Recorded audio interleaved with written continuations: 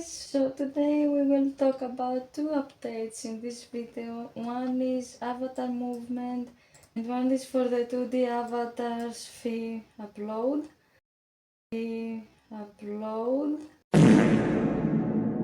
So let's start with the video and see what this dude here has to say. Welcome, I'm Dave Bazuki. Yeah, no. We're going to be talking everything avatar motion. We're going to talk about what is an avatar, how do we... Avatar motion. Okay, from a short I've seen, they're gonna make like more realistic avatars. I don't know how they called, you'll see. But from what I've already seen from this short, I believe it's going to be a good update and it will make games more fun as you won't be a walking Lego. We're joined by Oren Jacob. Welcome, Oren. Oren's Senior Director Engineering. Was I the only one who instead of orange I heard orange?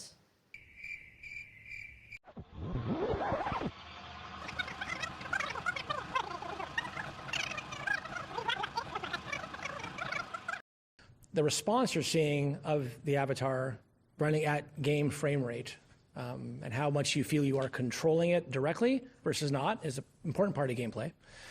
As much as it is the particular avatar that you've chosen, how tall it is, how short it is, the length of its limbs, how light or heavy it is, and does the movement of that specific avatar reflect the proportions of its body and is it wearing clothes, is it wearing armor, does it have a hat on, is it long or tall or short or fat? As you change those kind of dimensions, you would expect the movement to represent that. And are you seeing your representation in game both succeed at jumping or walking or running, but also in a sense struggling against its own proportions? Is there a truth to the character itself and the choices you've made about your avatar and how you see it move? You know, in movies...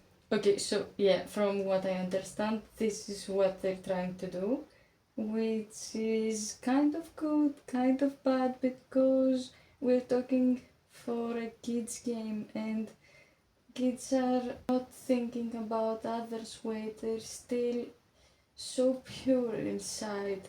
They don't need to know that much stuff, and don't get me misjudged, of course, having a healthy body is important, but you have to teach them in the right way. We started with this avatar we call R6, which is very primitive. 6 means 6 moving pieces. Then we moved to R15, you know, 15 joints. That's a lot less than we have in the human body. We now move to a fully extensible system. There's a standard stop point at 132 and it goes beyond that, which is a lot more like About that, R6 avatars are really beautiful to my eyes, or R15, because they are classic Roblox Lego avatars. And they are so simple, it makes the game feel more chill, relaxing. Like a game you can launch at 3 AM and sit there for hours. And now making it more realistic, I believe it takes from that kids game. It's not... Roblox isn't made to be that realistic. Now 15 plus and all the rich ways we can move. Did you see the fingers move? If the Ew! characters we have on the platform now can move. Ew! That's way too realistic. So as a developer, if I want to create my own kind of like motion controller to have different types of animation, let's say I want to animate like a cat or something, if I'm making a cat game, I have to re-implement everything from scratch using these animation tracks, like, you know, building like complex state machines in Lua and saying, now I'm going to be playing this animation, now I'm going to fade to this animation, to this animation. And when you say making these complex... Okay, so from what they say, developers are in charge of coding the avatar to move more realistically. And of course, it's a hard job. Not many people know how to code. Yeah, I'm thinking more, there's a huge percentage of creators that use our 100% stock out of the box avatar system. they're building an obby, they're building a 3D immersive social experience. For those creators, I'm curious, do they just flip the switch, basically? Yeah, for those creators, they would just flip the switch. Okay. Okay, so it won't be that hard for everyone. It will come as a default pack, something like that, and you can switch to that easily. But if you are a more expert developer, you can code to make it just a bit more realistic, more exciting. 5 minutes later. Authoring on a different. This isn't Roblox, okay? That's a completely different game. And until I saw the Roblox logo on the piano, I really believed that it was a different game. Like, what are we doing? In various different tool sets. Once you built a complex graph, you're like, what's happening? So what you see on the left here is basically the state of the graph that generates the motion that you see on the right. And so it's really important for developers to be able to see that, because you might have done something wrong, and as you're playing the game, you're like, oh, it's not exactly the motion that I want. You can just record that motion, play it back, and see what all the state of like what led to this motion being generated. Okay, that's a very useful add to this update, because yes, it's really important to be able to watch your avatar move before launching your actual game. And using this graph, it's also much easier to understand what's wrong.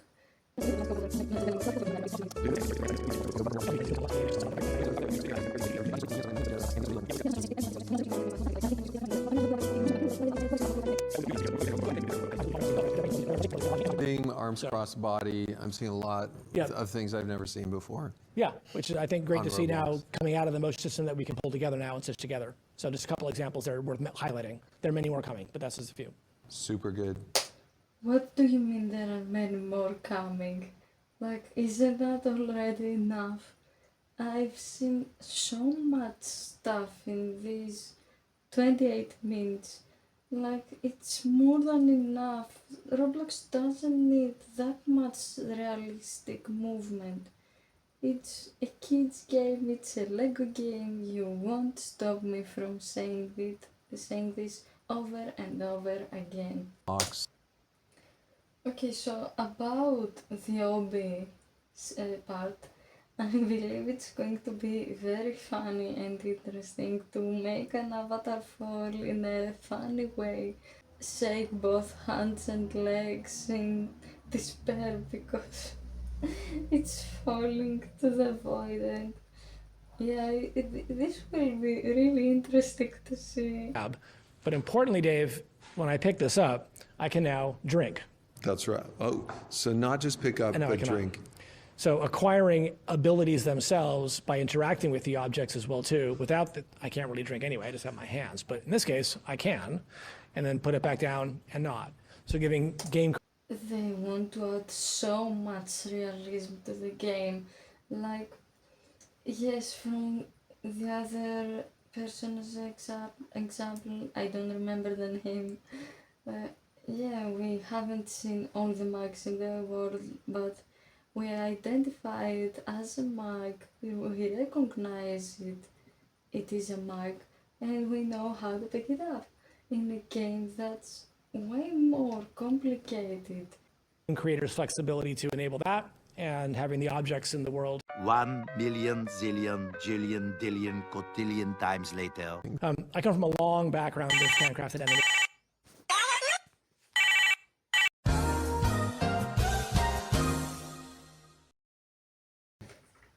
Okay, so that was it. Like, they're ending the video now. I really like the idea of realistic avatar movement. It has a lot of potentials. It's going to be really hard. I like how they are full of imagination and thinking about the future of the game. But we have a really bad update coming, or I don't know, it may be already out from what I can see, and it's the fee when uploading a 2D avatar item on the marketplace. First of all, a good thing is that the fee for 3D items is reduced down to 200 Robux from 300 per item, which is a really good fix because people don't have that many Robux, and it will help creators keep some extra money and actually make some more from UGC creating or anything. On the other side, we have the 2D avatars, which are getting a fee. From what I know from random comments I saw, it used to be like 10 Robux to post something, and now it's going to cost so much. Also, they're reducing creators' revenue to like less than half. Some people actually make a living out of out of creating 2D avatar items, and now you're reducing their revenue to not even half of what they used to make. And also, game owners that will promote the product will get even more from you, the actual creator. They'll get like 40% of revenue, and that's because of advertisement reasons. I understand it, but at the same time, this is no, that's a complete no. You need at least 600 Robux to upload something. It's really frustrating. No one has that many Robux. And you also have to do an ID verification. Who said it's safe to upload your ID on the internet? Like, people who are in the computer science section are all warning the public to avoid this. I've already done an ID verification and I regret it, okay? On X or Twitter, people are really mad about this.